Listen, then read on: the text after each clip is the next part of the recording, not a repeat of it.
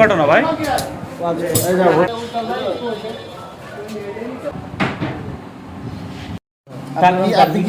ছোট ভাই ওর চাকু মারিয়েছে। ঝুঁকিপূর্ণ মনে হচ্ছে যে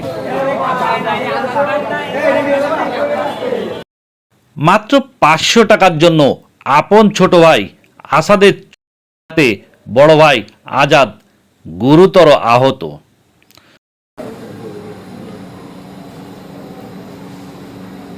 আমরা 3টা পরীক্ষা দিয়েছি, পেটের এক্সরে, বুকের এক্সরে আর একটা পেটের আল্ট্রাসাউন্ড দিয়েছি।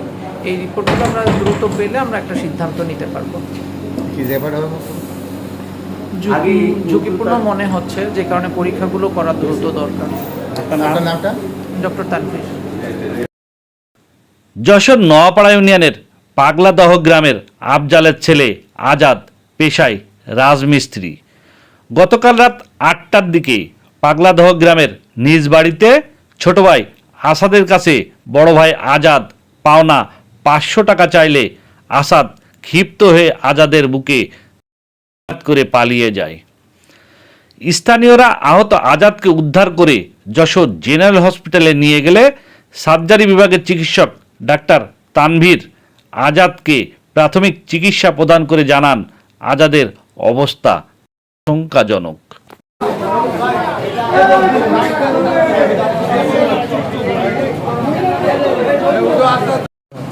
আপনি কি করেন? রাজমিস্ত্রি কাজ করি, কিছু করে না, বাড়ি ঘুরে বেড়ায় আর খাই। কোন জায়গায় আছে ঘটনাটা? ঘটনাটা হয়েছে বাড়ির সামনে একদম দোকানে, এলাকার নাম বলুন। পাগলা দোয়া।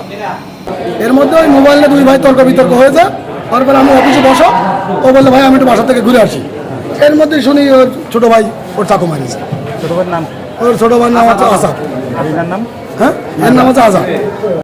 সেটা আমি সঠিক জানি না। আমি দেখি যে ওই যে আমার ভাইটা উনি ইসি আনছে, মানে আটাই আনতেছে। আমরা ওই দোকানতে তখন দৌড়ে আছি ভাইয়ের সাথে, তখন কলে আমার সাথে চলে।